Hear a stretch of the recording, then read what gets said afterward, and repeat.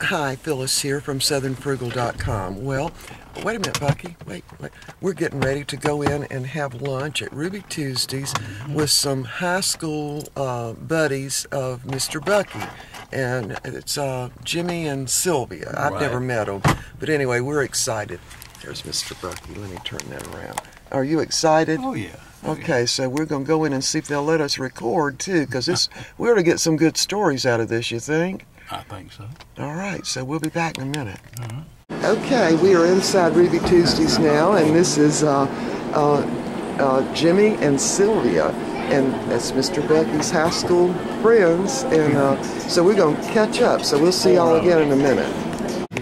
We can't repeat some of the stories on the beach, can we? We're in Ruby Tuesdays now, and we're getting ready to order, and I'm hoping to get some stories out of this if Mr. Bucky will cooperate, since he's the one that always says no stories. So we're going to get some stories here in a minute, so y'all hold on. No, it's bad. I said, but now it's not going to be like this when you get to your company. Well, it was. But maybe not quite as bad as this one started. But at any rate, he calmed us down a little bit, you know. We stayed on the phone for a while. Went to the end of the company street there and called him on the payphone or whatever it was. But that was. Now that was after your basic training. No, that was when we first got there. That was the IRP, the initial receiving point. Well, I went the same time, and well, did you I didn't go have with any. us? I don't remember I don't now. guess you went with us. Because I didn't have any problem like that. I don't think you went with us. Well, did you tell him what the guy said to you over the phone about sticking it out? Yeah, just stick it out. It wasn't going to be like that in the regular Well, company. I can tell a story about you.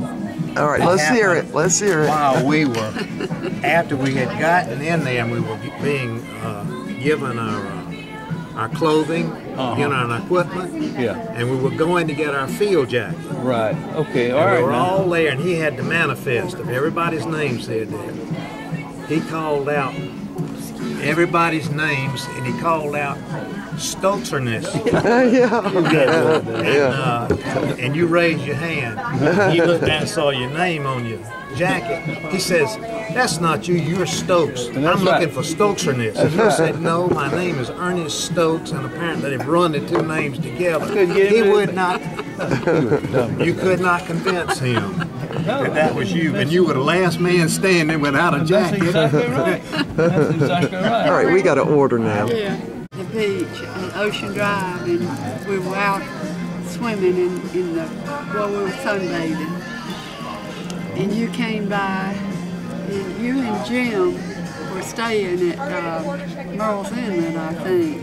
Yeah, we were staying down at the Sea Ranch. You asked me to go out that night. Oh, yes. oh. Did you go? Yes. Oh, so you have, wait a minute. What happened was you went back home to get dressed. You went to your motel to get dressed, and you left Jimmy stranded there. All I had was a bathing suit, and I was way up at Ocean Drive, and no way to get back. And I had a car. Well, you just excited me so much, Sylvia, that I couldn't. You were anxious to get back for that day. Yeah. But I put him in my car and drove him all the way to Merle's Inlet. And as I was turning around to go back to Ocean Drive, you were pulling out to come pick me up at Ocean Drive, and I still had my bathing suit on. Oh my God! So you were. That might be coming back to me now. We went to the pavilion and danced that night. And as soon as you saw Janet, you left me like a hot potato. Oh my gosh! So Janet was there too. I've heard a lot about Janet. Yeah. Oh my! He dropped me like a hot potato. He didn't even know who I was. Oh What my happened? No, goodness! I just left you. Yeah. Oh my I didn't even goodness! get you back home? No, I came back in my car. And you picked her up. walked me home. Well, did you start crying or whatever? Oh no, I didn't start. No, yeah, crying. ain't no point. I would have been They had a upset. house party right there. No, yeah, there wasn't no point in crying. It was a lot of people, kids, you know.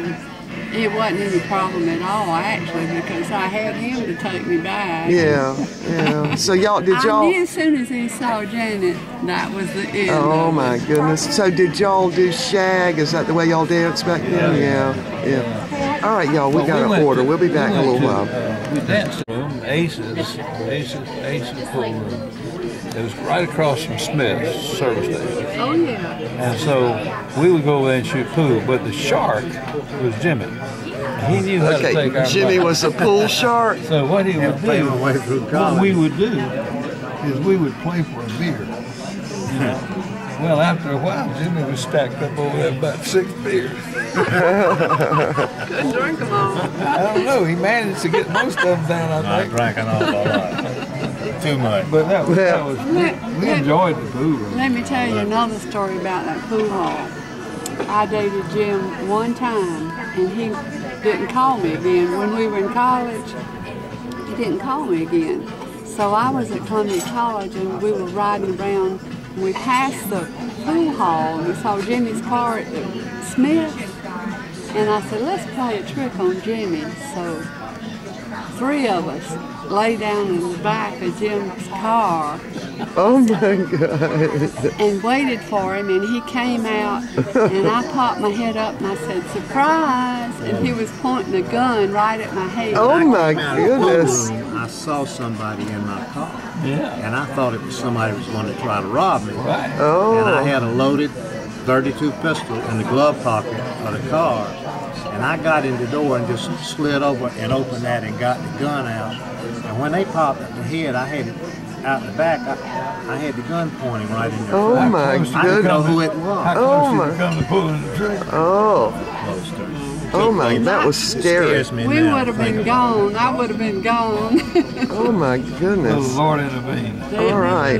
That was a scary story, y'all. We'll be back. Yeah. All right, so we finished our lunch. It was what, 3.5 hours. It was great, and they did a lot of reminiscing. And y'all, I got so into the stories myself, I forgot to videotape it. So anyway, we Did were. you tell her about that, about Sylvia and me? Yeah. It turned out Mr. Bucky dated Sylvia a couple of times. I got to tell that story. Hold on. All right, so it turned out that Mr. Bucky actually dated Sylvia. Was it at the beach? Well, one time was at home. The first time I dated her was at the beach. I don't know how we got together exactly. All right, I got to tell this. And so here's what happened. He had taken Sylvia. Was it a dance at Myrtle Beach? Right? I think we were just dancing at the time. I don't know. But was it? It was at Myrtle Beach. It was at Ocean Drive. Ocean Drive, yeah, in South Carolina here. North And- Myrtle now. It's North Myrtle now, but anyway, this was in about 1954 or 55. Anyway, so he had taken her, there's something on my camera there. He had taken her to the dance, and while he was at the dance, he saw his old girlfriend his first love, you know how that goes. And apparently she was with somebody else too, and the two of them got together and left. And Sylvia didn't even have a way home. Can you believe that? So then, Jimmy, don't forget that. yeah. And so Jimmy was there. He had ridden with me. Jimmy had ridden with Mr. Bucky down, to the beach. And so what ended up, now, of course, the beach is, 3.5 hours away from Columbia, which is where they all went to school at Dreher High School. So then Jimmy was there, and so he ended up taking Sylvia back to her motel. I don't know. He was in his bathing suit. And Bucky left Jimmy on the beach in his bathing suit, and I think they were probably back. Were y'all all in college then, right? Yeah, I think it wasn't 55. I think it was probably 58. About 1958. So anyway, Mr. Bucky got together with his old girlfriend, and Jimmy and Sylvia ended up together, and they ended up getting married. They've been married 50 years. Isn't that what he said? 53 years. 53 years, yeah. Of course, they're both retired now. But anyway, we had a great all-vegetarian lunch today, except Mr. Bucky and me got some macaroni and cheese, which we ate a little bit of. But anyway, so we're on our way to Walmart now I've got to get some forks and knives, and I think I'm going to get some of those just little Corel dinnerware for $4, just so we'll have something. I don't really want to eat out of paper plates and cups just because then you have all that garbage. So anyway, so I hope y'all enjoyed what stories I did record. Sorry I didn't record all those, but I kind of got into it too, and I thought it was so funny that Mr. Bucky's first love, what was her name again? Janet, yeah. But also Jimmy's first love was Mary Ann Turner that Sylvia didn't even know about. Yeah, so he had a first love. She was a good friend of Sylvia. And they were good friends, the two girls were. So anyway, all of that was so funny. But anyway, I got all into that and stopped recording at some point. That's what happens when it gets really good. I forget to record because I'm so busy listening. But and we're going to go April 24th. Yeah, so we're going to go April 24th. And where is it down to? Abbeville. In Abbeville in South Carolina. And all of those young guys that hung out at Smith's service station and their wives, they're going to have a barbecue, of course. And so we're going to go down there for the day, or go up there, because Abbeville is up from where we actually live. Or maybe down from Mountain Rest. Or, yeah, if we're in Mountain Rest, we'll go down for all those guys to get together and their wives. So this should all be, hopefully I'll remember to record when we do that, because I'm sure there are going to be all these stories. But anyway, today we were sitting at the table just laughing and laughing. So maybe I'll get Bucky to tell some of the stories he had never told me, and I can videotape it. Yeah. His first love was Janet, and anyway, so you know, it's funny how you remember your first love, right? But I got a little tired of hearing it. You tell him about that time though that Richard Huggins called me when he was superintendent. All right, I'm gonna let him tell this. Let me hold on. Richard Huggins is a friend of mine. He's gone now. The Lord taken him, but he was superintendent in Blackpool. Superintendent of public schools, right? And Janet's husband or ex-husband was selling him something. He was in educational sales. And so Richard called me and said that he was talking with Nick. Nick Simon was his name. Oh, yeah, you should give the whole name, Bucky. And he was talking with Nick, and Nick said that make sure that he told me that he wished that I had married that damn woman. Oh, he was talking about Janet? Yeah. Because they ended up in a divorce. Well, now she broke up with you and started dating him, right? That's right. And then she married him. That's right. Oh, and that's something. That's anyway, right. All right. That's probably all the stories we're going to get out of Bucky for right now. But it's funny how when all of them get together, we start getting all these great stories. They were also talking about being in the military, because they all sort of went in together. And all the different funny stories that were there. But anyway, so this is not so long. We will see y'all next time, and I don't even know what I've got recorded on here, but I'm going to post it anyway.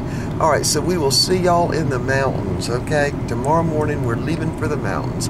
And by the way, I'm feeling a lot better. I think I've got not all of my energy back, but most of it. All right, so see y'all later.